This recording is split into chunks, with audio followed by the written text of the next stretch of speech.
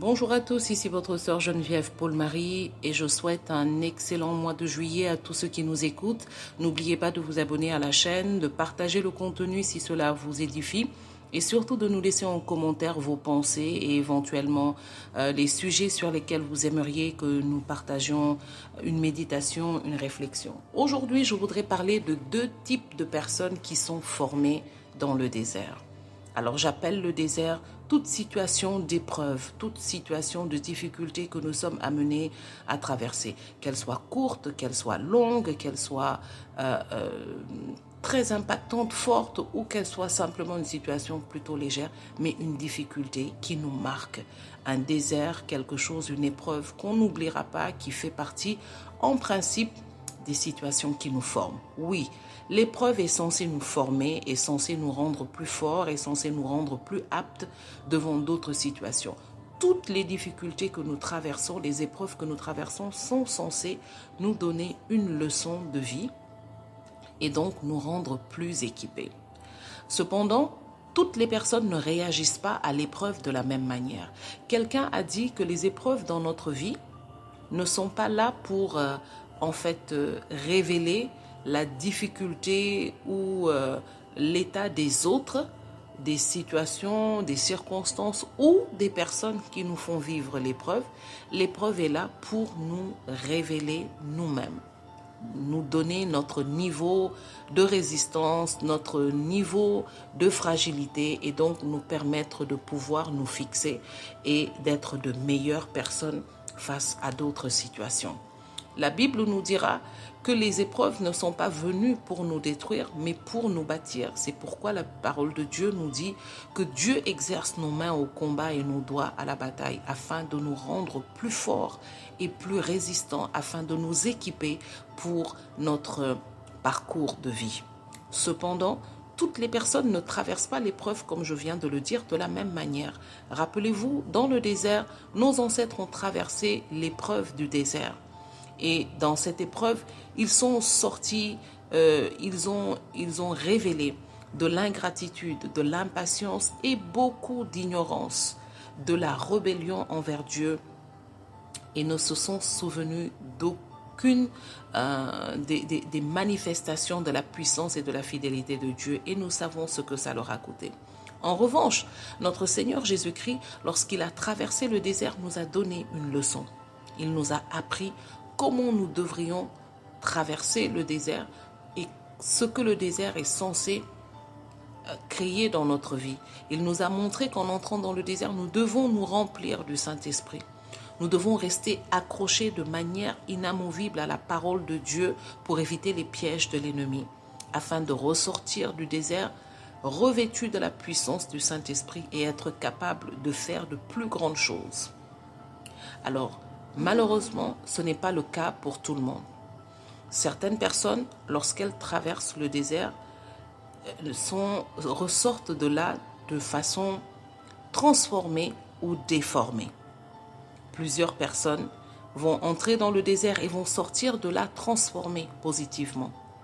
D'autres vont entrer dans le désert mais vont sortir de là totalement déformées.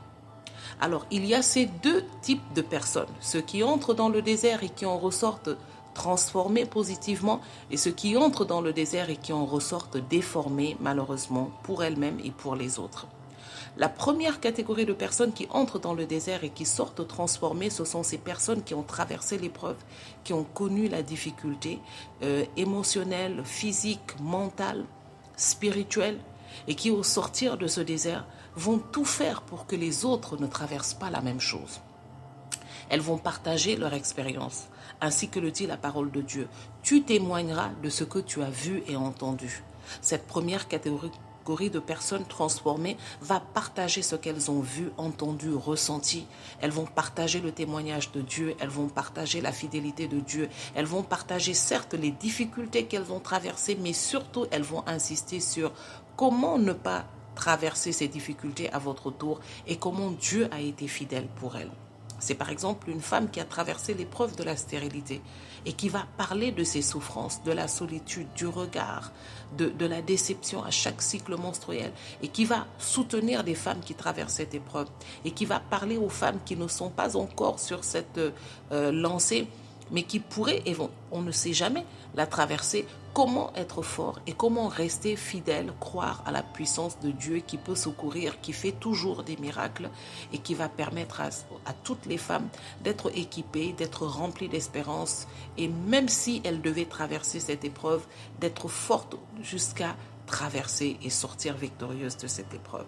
C'est une personne qui a par exemple traversé le chômage ou la maladie et qui va ressortir de là en parlant aux autres. Attention, prenez soin de vous, comme si voilà comment les choses avaient commencé, mais voilà comment le Seigneur m'a guidé, voici ce qu'il a fait, voilà ce que j'ai fait pour éviter tout ça. Faites attention.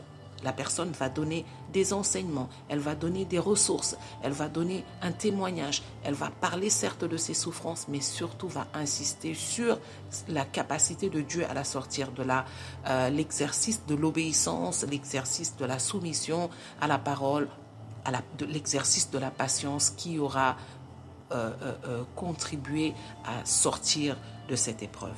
Ça, c'est la première catégorie de personnes qui traversent le désert et qui sortent transformées pour transformer les autres. Il y a maintenant cette deuxième catégorie qui rentre dans le désert et qui en ressortent déformées.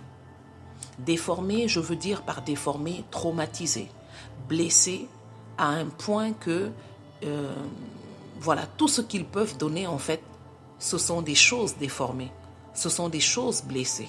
Ce sont des choses amères, ce sont des choses mauvaises, parce qu'elles sont sorties du désert avec cela. Lorsque le peuple de Dieu a traversé le désert et a été puni, la génération qui est sortie de là, certains d'entre eux avaient été impactés par le témoignage des premiers. Ils sont sortis de ce désert déformé alors que d'autres sont sortis transformés. La génération qui est sortie transformée, c'est la génération de Josué et Caleb. Ils sont sortis du désert avec la mentalité de Dieu, avec la force que le désert a forgée en eux. Et lorsqu'ils sont allés sur le territoire ennemi, ce qu'ils ont vu, ils l'ont tout de suite comparé à la puissance du Dieu qu'ils avaient vu se manifester dans le désert et ils avaient témoigné naturellement d'un leadership, d'une force, d'une autorité sur les circonstances.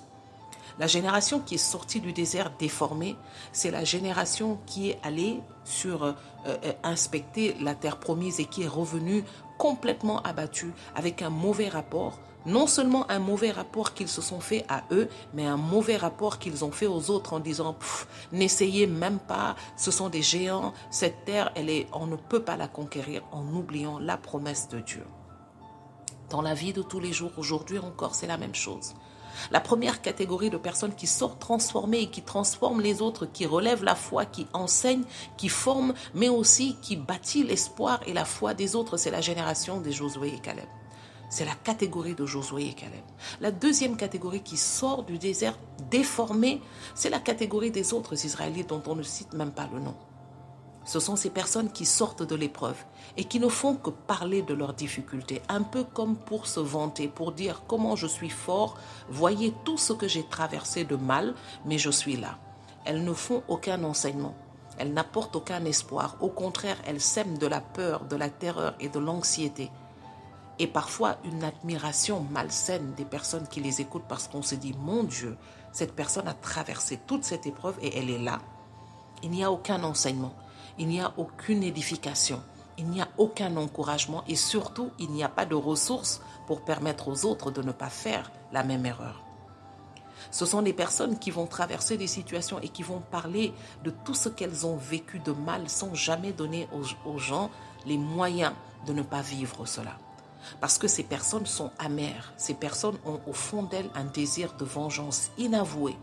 Elles ont cultivé sans le vouloir ou parfois en le laissant délibérément de la méchanceté, de la jalousie. C'est des personnes qui ont un regard de comparaison, un regard d'envie et de jalousie face à tout ce qui traverse les épreuves qu'elles ont traversées et qu'elles n'ont pas réussi. Lorsqu'elles voient les autres traverser cette épreuve, elles se disent pourquoi je les aiderai à sortir victorieux de ces épreuves alors que moi, je n'ai pas eu cela. Alors que moi, je suis passé par le feu. Laisse-les passer par le feu. Ce sont des personnes qui vont vous regarder sans jamais vous donner un conseil pour vous aider à aller de l'avant, à vous fortifier. Ce sont des personnes qui se disent au fond d'elles, « Ah, au moins je ne suis pas la seule dans le trou. Au moins je ne suis pas le seul dans cette épreuve. » Ce sont des personnes qui se nourrissent et qui se satisfont. Elles sont satisfaites du fait de savoir qu'elles ne sont pas seules dans l'épreuve ou qu'elles ne sont pas seules à avoir traversé ces choses. Elles regardent les épreuves des autres et en parlent comme un fait pour se dire au fond d'elles, « Ah, donc il y a des personnes qui traversent ces situations aussi comme moi. Très bien, donc cela veut dire que je ne suis pas la seule ou je ne suis pas le seul. » Et c'est en fait un sentiment de jalousie inavouée et c'est exactement ce qui est en fait ce que j'appelle très souvent dans ces situations ceux qui deviennent sans le vouloir les collaborateurs de Satan. Ils contribuent à faire tomber les autres. Ils contribuent à ralentir les autres. C'est de la méchanceté, c'est de la vengeance et ce n'est pas une bonne chose. Alors aujourd'hui, je voudrais prier pour t'inviter à discerner les différents types de personnes sur ta route et à savoir qui écouter et pour qui prier. Ce soir, je voudrais demander à Dieu de fortifier toutes ces personnes qui sont sorties du désert transformées et qui ont le cœur à vouloir transformer positivement la vie des personnes autour d'elles, qui partagent leur message, qui partagent leur expérience, qui partagent la force et la puissance de la parole de Dieu et de ses promesses. Que Dieu continue de vous fortifier, de vous créer des opportunités positives pour que vous puissiez relever, fortifier, édifier les personnes autour de vous, le peuple de Dieu. Je prie pour toutes ces personnes sorties du désert déformées, avec de l'amertume, avec de la colère, avec un sentiment de tristesse permanent, avec un sentiment de jalousie et d'envie, qui ne supportent pas de voir les autres réussir là où eux, ils ont échoué.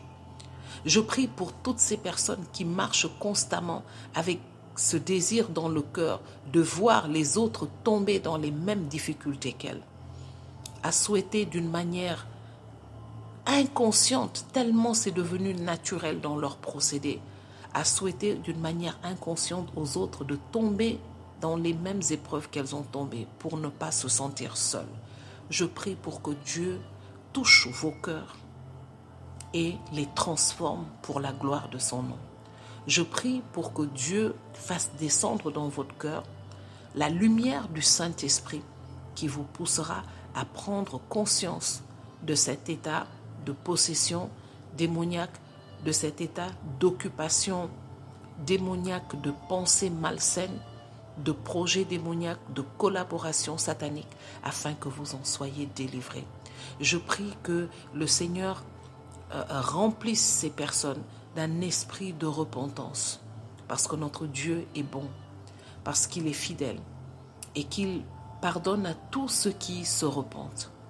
Je prie aujourd'hui que si nous avons eu une seule fois des pensées de la sorte vis-à-vis de qui que ce soit, que le Seigneur nous donne un profond esprit de prise de conscience, de repentance, afin que nous marchions pour appartenir et demeurer à la catégorie des personnes qui ont été sauvées pour sauver, qui ont été transformées pour transformer.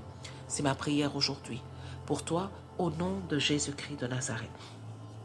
Amen. Alors si ce contenu t'a fait du bien, je t'invite à le partager et surtout à t'abonner à la chaîne, à nous laisser un commentaire afin que nous puissions continuer à partager des contenus pour notre croissance spirituelle et personnelle.